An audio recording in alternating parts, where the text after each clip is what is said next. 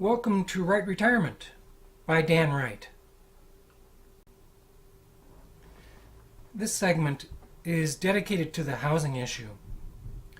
Your housing situation determines how you live in retirement. It isn't possible to have a realistic discussion about retirement without a long, hard discussion about your choices regarding housing. Anyone who has given serious thought to how they will want to live in retirement will come to this topic first, and almost all other choices will be determined by this mother of all factors. There are a lot of reasons that housing is the biggest factor in retirement. It was also probably the biggest requirement you had before retirement as well. There are really only two basic housing situations. One involves living in a residence that you own, with or without a mortgage, and the other is living in a residence that you rent or lease from someone else. Considerations facing homeowners are slightly different from renters, but the basic facts apply to everyone.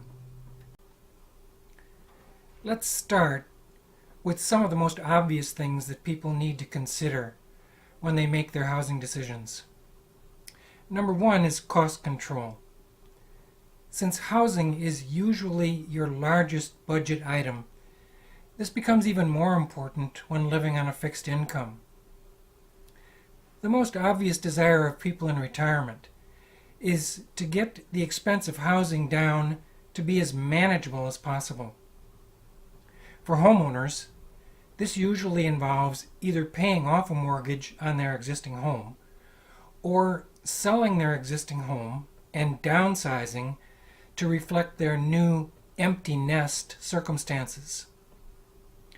Obviously, selling your existing home and moving out is a big and difficult decision. It is one that most people dread for obvious reasons. For that huge emotional reason, retirees often find it much easier to stay in their existing home as long as possible. The difficult reality for lots of people reaching the age of retirement is that many decisions that affect your cost of housing in retirement should have been made long ago. If you are ready to retire, it is way too late to wish you had made better housing decisions 15 years earlier. The grim statistics tell us that a very large number of homeowners ages 65 and older have most of their net worth tied up in their home. Nearly 78% is the last median statistic. What that means is that the only possible way to scratch out a living on a fixed income is to have housing costs cut to the bare minimum. If you have no outstanding mortgage costs, you're probably in good shape. If you've got years left to pay the bank to stay in your home, you might be looking at several more years of at least some way to bring in supplemental income. The thing that successful retirees have done for themselves is to structure their housing costs to reflect their new financial status. This is the point where you have to be smart and disciplined. Let's look at what the numbers say. As a homeowner, you have the obvious choice of many different ways to finance your biggest investment. Early in your work life, taking out a 30-year mortgage seems like the only possible choice. It allows you to buy a home at the lowest possible monthly cost. But later on in life, anyone who understands the concept of net worth should educate themselves on the staggering differences between the consequences of having a 30-year mortgage versus a 15-year or even a 10-year home loan. In case you are afraid to check, let me present the truth about building equity in your home by simply using a different time frame for your loan. Let's assume you need to borrow $250,000 to pay for or refinance your home at age 50. Using a 30-year fixed calculation, you will pay a total of $424,501 at today's rate for principal and interest over 30 years. That's 3.90% times 360 payments equals $1,176 per month. Using a 20-year fixed calculation, you will pay a total of $352,618 at today's rate for principal and interest over 20 years. That's 3.65% times 240 payments, which equals $1,466 per month. Using a 15-year fixed calculation, you will pay a total of $310,762 at today's rate for principal and interest over 15 years. That's 3.0% times 180 payments, which equals $1,726 a month. And using a 10-year fixed calculation, you will pay a total of $288,990 at today's rate for principal and interest over 10 years. That's 2.95% times 120 payments, which equals $2,400 per month. Even for the math-challenged folks in the world, these numbers scream at you that the fastest way to build equity in your home is to pay yourself first. The most obvious way to pay yourself first is to cut the time you tie yourself to a bank loan. The difference between a 30-year loan and a 15-year loan is nearly $114,000. Where does that difference go? It goes to pay interest to a lender. You pay lower rates for a shorter loan, and you pay much higher amounts to yourself every month with a shorter obligation. It's your money. It's your future. You deserve the money you invest more than any lender. For renters or non-homeowners, the biggest concern is keeping the future rental payments manageable. Renting is a very uneven situation across the country because some states and communities have been very aggressive in providing affordable housing units for senior citizens, and others really haven't. I live in the Northeast, where local governments have been very active in building and managing good housing for senior citizens for decades. Other communities have been less fortunate, but there is at least some availability of affordable housing for retirees living on a fixed income. This is yet another example of your location determining many of the other options available to you in retirement. Another major factor in housing is continuity. Predictability is a very basic human need.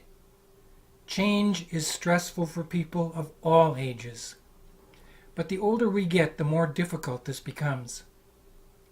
Staying in our familiar home or apartment allows us to continue with our lives when other circumstances change. It's a comfort to know that you can at least make a cup of coffee and sit in your favorite chair while the world scrambles itself around your door.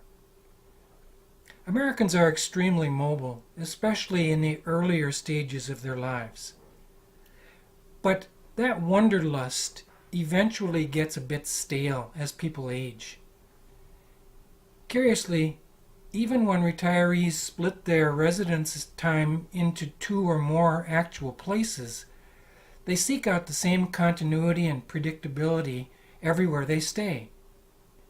They go to the same place to be with the same people and do the same activities over and over again. Maintaining 2 residences simply means that you establish 2 routines instead of 1.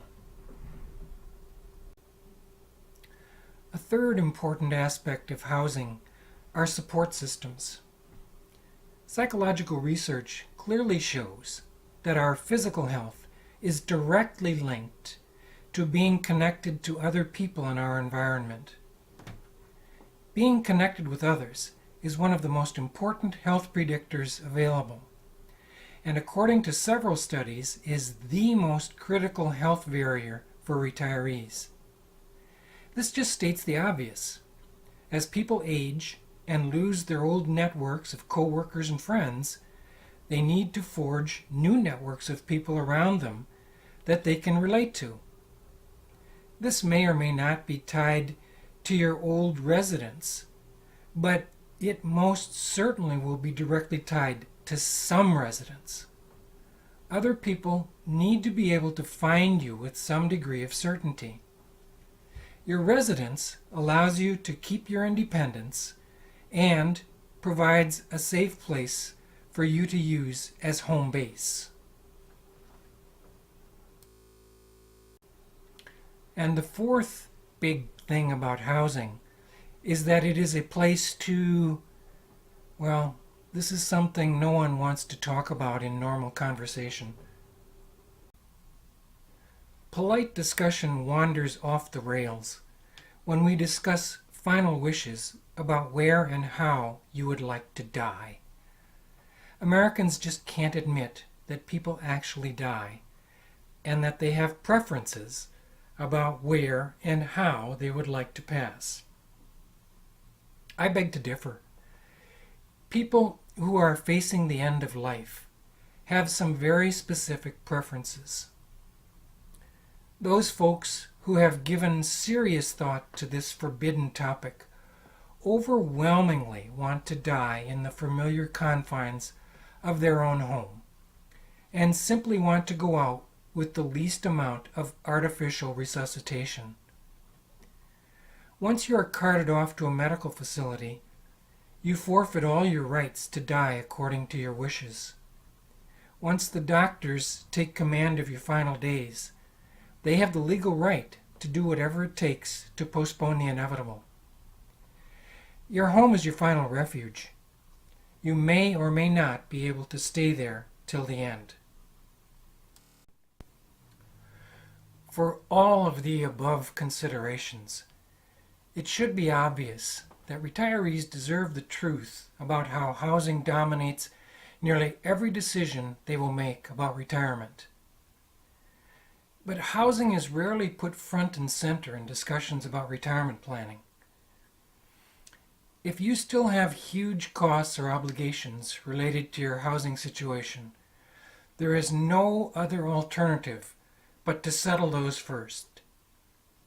Your responsibility here is to identify and to deal with this 800-pound gorilla in the living room.